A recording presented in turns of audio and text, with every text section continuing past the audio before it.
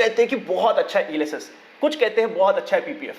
सबसे पहले तो आप मुझे ना, इससे पहले कि हम आगे जाए, ऋषभ भैया ये बता दो कि पीपीएफ, पीएफ, ईपीएफ में डिफरेंस क्या है?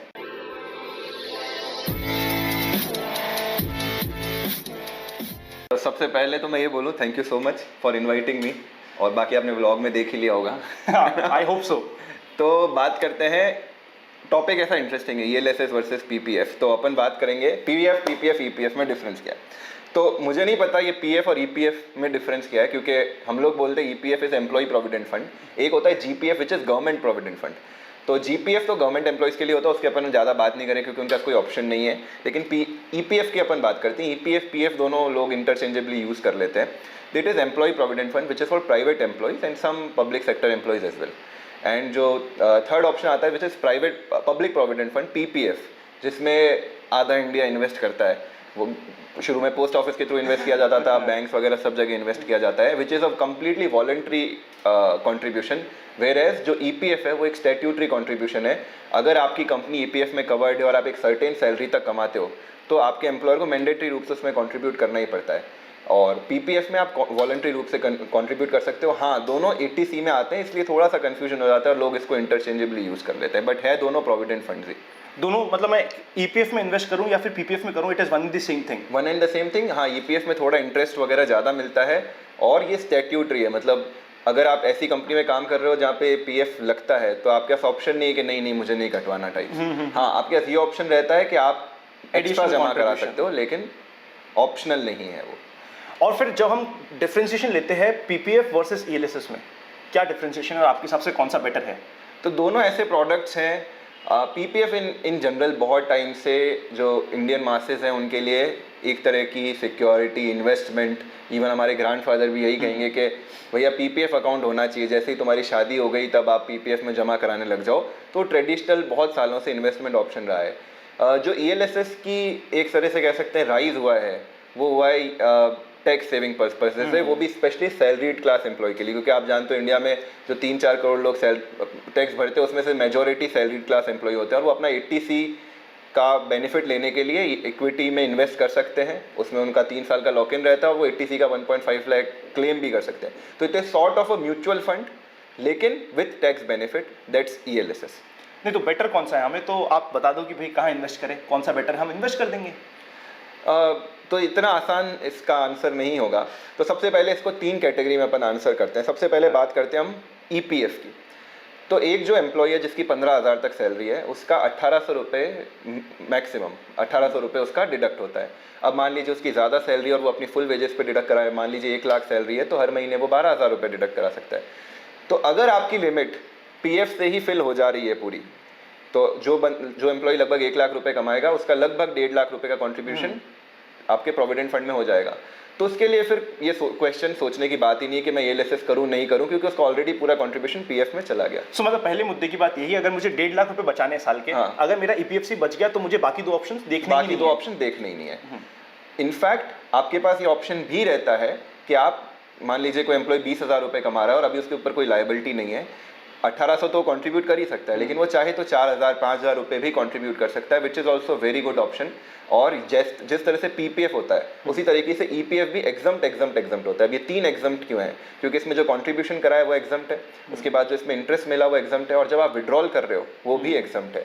इनफैक्ट ईपीएफ में थोड़ी सी ज़्यादा फ्लेक्सिबिलिटी, जैसे ही आपकी जॉब गई आप पूरा पैसा निकाल सकते हो। पीपीएफ में आपके पास ये ऑप्शन नहीं होता है। पीपीएफ में आप 5 साल के बाद भी 50% ही पैसा निकाल सकते हो।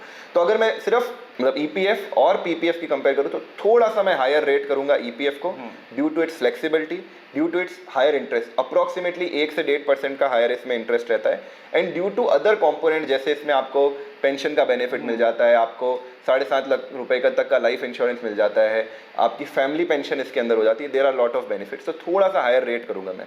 अब बात करते हैं उन लोगों के लिए जो ऐसी कंपनी में काम नहीं करते जहाँ पे पीपीएफ कटता है या फिर जहाँ पे ईपीएफ कटता है, या फिर वो लोग जिनका थोड़ा ही कंट्रीब्यूशन जा रहा है यहाँ पे due to their lack of salary और वॉट एवर रीजन। तो उनके लिए PPF is a good option to save this 80C का लिमिट।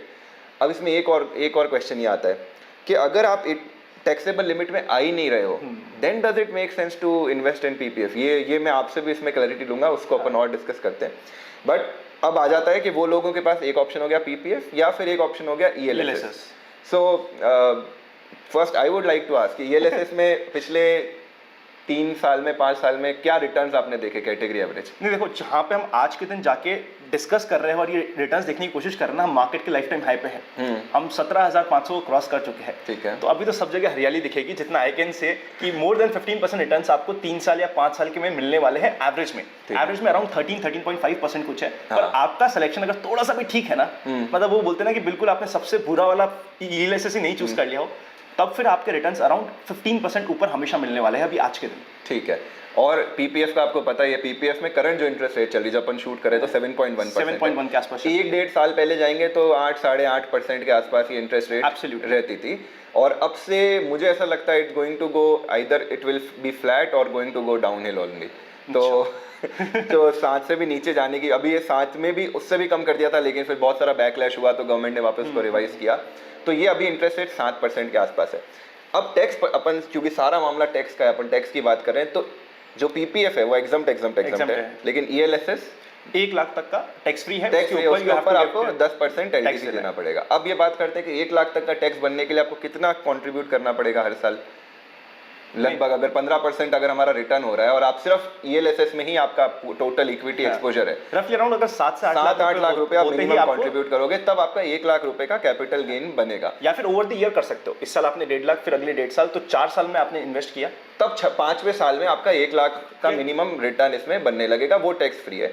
तो मेजॉरिटी जनता के लिए ऐसा हो सकता है टैक्स फ्री हो जाए, पूरा ये भी टैक्स फ्री हो जाएगा। तो LTCG वाला कंपोनेंट अपने को सोचने की बात ही नहीं है।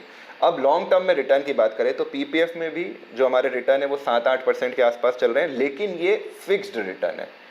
ELSS में बीच में एक झटका आया था, अभी मार्च 2020 में झटका आया था। तो अगर आप 3 साल का एवरेज देखोगे इसमें तो वो 6% के आसपास है, लेकिन आप 5 साल का एवरेज देखोगे तो अगेन 13-14% के आसपास हो गया, even with the massive decline we had due to corona. तो उस हिसाब से अगर आप 5 साल या उससे ज़्यादा का होराइजन लेके चल रहे हो तो there is lot of chance कि आप आराम से PPF को बीट कर दोगे और ELSS will be like give you more returns. But जैसा कि अपन ने शुरू में डिस्कशन किया था, अगर आप ऑलरेडी स्टॉक मार्केट में इन्वेस्टेड हो, अगर आप दूसरे म्यूचुअल फंड्स आपने ले रखे हैं और आपका डेप्थ में एक्सपोजर ज़ीरो है, जो जनरली होता है, जो बिगिनर इन्वेस्टर्स होते हैं, यंगस्टर्स होते हैं, उनका नहीं होता है, तो वो आपका पॉइंट मुझे बहुत अच्छा लगा कि यार this is somewhat balancing your debt component. तो एज लॉन्ग एज आप 2-3 लाख रुपए साल का इक्विटी में एनीवेज डाल रहे हो, तब तो आपको PPF कंसीडर कर लेना चाहिए। बट अगर आपका सिर्फ ये ही ऑप्शन है कि यार मैं और इसके अलावा कुछ सेविंग्स नहीं कर रहा हूँ, तो फिर आप इंटेलिजेंटली ऐसा कर सकते हो कि भाई 50,000 रुपए PPF में डाल दिए और 1 लाख रुपए बचे हुए ELSS में डाल दिए, तो बैलेंस आउट हो जाएगा। मतलब आप इन शॉर्ट कहना चाहते हो कि एसेट एलोकेशन मेंटेन करो। अगर आपको ऑलरेडी इक्विटी में बहुत ज्यादा एक्सपोजर है तो PPF can be a good debt option to invest in. Right. अगर उसी के अगेंस्ट में अगर आपके पास इक्विटी में नहीं है तो आप ELSS की तरफ जा सकते हो, क्योंकि आपको फिर इक्विटी का एक्सपोजर मिल जाएगा थोड़ा बहुत। ये हमने आप ही से सीखा है, बट हाँ यू सेड इट बेटर, तो that is a good option. मुझे PPF का एक और जो रीज़न जो ज़्यादा लोगों को पता नहीं होता है, अगर आपके ऊपर कभी बैंकरप्सी हो जाती है, कोई आपका कोर्ट से थ्रू अटैच हो जाता है, इवन किसी भी केस में, कोई फ्रॉड के केस में भी, इवन टैक्स की भी कोई डिमांड आ गई, लेकिन आपके PPF अकाउंट को कोई भी टच नहीं करता है, that is completely, which is a very good point. तो दिस इज एन इन्वेस्टमेंट जो आपका है और आपका रहेगा, भले ही कुछ भी हो। इसीलिए हमारे दादा परदादा कहते थे कि PPF में आप लगा के रखो। अच्छा, कुछ लोग इसमें एक गलती करते हैं, ये क्या करते हैं, अपने माइनर का अकाउंट खुलवा देते हैं और माइनर का भी 1.5 लाख रुपए जमा करा रहे हैं, 2 बच्चे दोनों का जमा करा रहे हैं और खुद का भी जमा करा रहे हैं।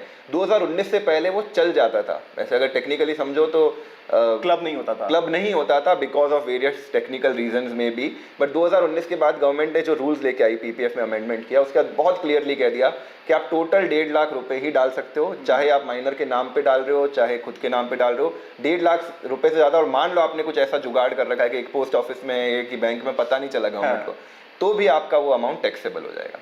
सो मतलब अब ये क्लबिंग वाले क्लॉज लग जाएंगे अगर आप अपने बच्चे के नाम से भी जमा कर रहे हो तो बच्चे के नाम से मुझे जो लगता है एक बेटर ऑप्शन हो सकता है सुकन्या समृद्धि योजना, which is very good option, जो सिर्फ गर्ल्स के लिए है, लेकिन वहाँ पे आपको एक क्लबिंग की इश्यू नहीं होगा। तो सुकन्या समृद्धि को भी थोड़ा सा एक्सप्लेन करो ना। सुकन्या समृद्धि को अगर इन शॉर्ट समझे तो it is sort of PPF, थोड़ा सा इसमें लॉक इन ज़्यादा है, इसमें जब बच्ची 21 साल की हो जाती है तब आप इसमें विड्रॉ कर सकते हो। तो थोड़ा सा जो 15 साल का पीपीएफ का है इसमें थोड़ा सा लॉक इन ज़्यादा है। इन रिटर्न आपको 0.5% इंटरेस्ट भी ज़्यादा मिलता है। हमेशा पीपीएफ से 0.5% एडिशनल इंटरेस्ट मिलता है। तो अगर 7.1% अभी चल रहा है तो आपको एसएसवाई में 7.6% मिलेगा।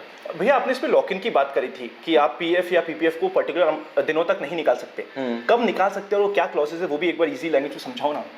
तो पहले बात कर लेते हैं हम ईपीएफ की, फिर हम बात कर लेते हैं पीपीएफ की। तो ईपीएफ में आप पैसा अगर आपके किसी रीज़न के कारण आप अपने सेल्फ रीज़न के कारण नहीं निकाल रहे हो तो वो कंप्लीटली टैक्स फ्री रहता है। जैसे आपकी जॉब चली गई, आपके एम्प्लॉयर ने आपको निकाल दिया, आपकी कंपनी बंद हो गई इसके कारण, या इलनेस के कारण आपको जॉब छोड़नी पड़ी, ऑल दीज रीज़न अगर आप पैसा निकालते हो तो टैक्स फ्री ही रहता है। और आप निकाल सकते हो, और आप निकाल सकते हो जॉब छोड़ने के विदिन 2 मंथ्स बाद आप कंप्लीट पैसा निकाल सकते हो। ठीक है।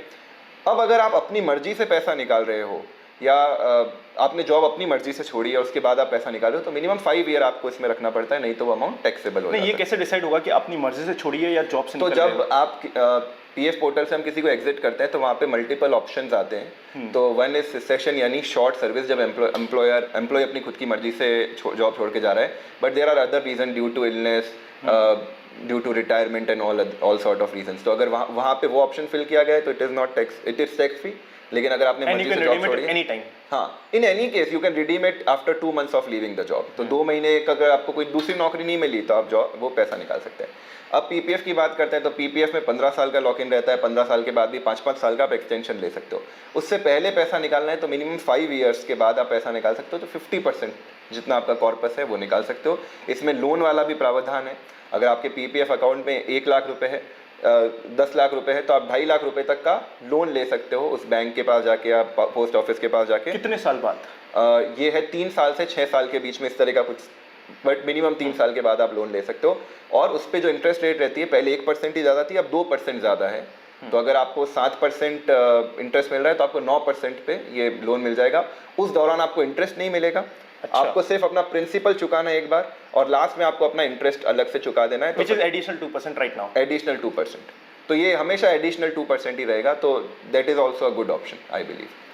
भैया इसमें टुवर्ड्स द एंड एक लास्ट क्वेश्चन ये आता है कि जैसे मार्च 2020 में हम देख रहे थे जब मार्केट क्रैश हो रखा था तो हमें लग रहा था कि यार पीएफ पीपीएफ ने ज्यादा रिटर्न्स दिए। आज देख रहे तो हमें लग रहा है कि यार ईएलएस ने ज्यादा रिटर्न्स दिए हैं। राइट। तो इसको कैसे सॉल्व किया जाए? ये हमेशा सिर्फ ऐसी जब घटनाएं देखोगे, जब अनॉमली हो रही है मार्केट में, एक तो अभी 2020 वाला, एक 2009 से लेके 11 के बीच में, देयर आर फ्यू पीरियड्स जहाँ पे आप पाओगे कि मार्केट एवरेज को पीपीएफ ने बीट किया है, बट वो जनरली नहीं होता है। अब कुछ लोगों ने 2 साल पहले एफडी करा के रखी थी लंबी और उनका अभी तक एफडी में अच्छे रिटर्न मिल रहे हैं, बट वो अनॉमलीज है। इन जनरल आपको ईएलएसएस ही या जो भी मार्केट है वो बेटर रिटर्न देता है लॉन्ग टर्म में। बट आप जैसे तुमने ही बताया कि you can not compare Shaktimaan and Shahrukh Khan, नहीं बिल्कुल ठीक है। ठीक है। हाँ। तो जो भी, हाँ, इन दोनों को एप्पल एंड ऑरेंजेस है, आप कंपेयर नहीं कर सकते। ये एक फिक्स्ड रिटर्न है, गवर्नमेंट बैक्ड है। अभी इसमें आप चाह के भी 7% से नीचे रिटर्न नहीं आ सकता। अब यूं टेक्निकली आप बोले तो हो सकता है कल मार्केट 60% गिर जाए, 50% गिर जाए। गिर सकता है ना, मतलब गिरेगा नहीं, कोई मना नहीं कर रहा, कोई गिर सकता है। हाँ, कोई रोक नहीं सकता, कोई रोक नहीं सकता। उसकी इच्छा हो जाए तो कोई नहीं रोक सकता।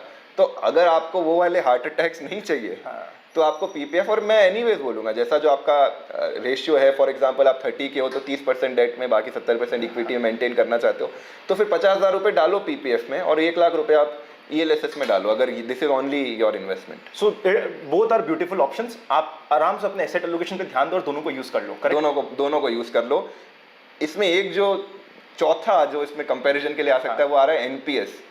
NPS is sort of ELSS with there is that option as well. आप सारी चीजें उसमें कर सकते हो, लेकिन the only thing which I do not like is इसका लॉक इन भयंकर। I also hate NPS. मैं क्लियरली बोलता हूँ कि अगर आप यंगस्टर हो तो एनपीएस को हाथ मत लगाना। 60 साल मतलब किसने देखे 60 साल? तो 60 साल से पहले आप उसमें पैसा नहीं निकाल सकते। कुआं बना रहे हो जिसमें आप गड्ढा खोद के डालते जा रहे हो पैसा, और 60 साल के बाद भी आप 60% ही निकाल सकते हो, 40% आपके गड्ढे में रहेगा। Which is really sad।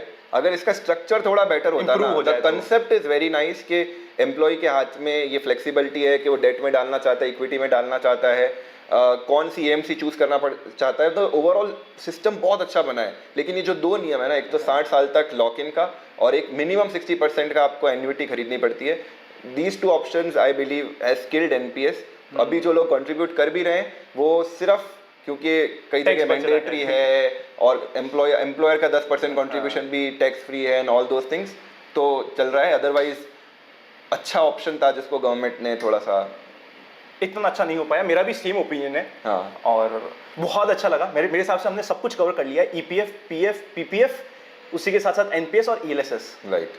Super भैया, thank you so much for coming on the channel and for discussing everything. मजा आ गया आपसे मिलके। चलो, थैंक यू इन्वेस्टर्स फॉर कल। Thank you everyone and we will see you very soon.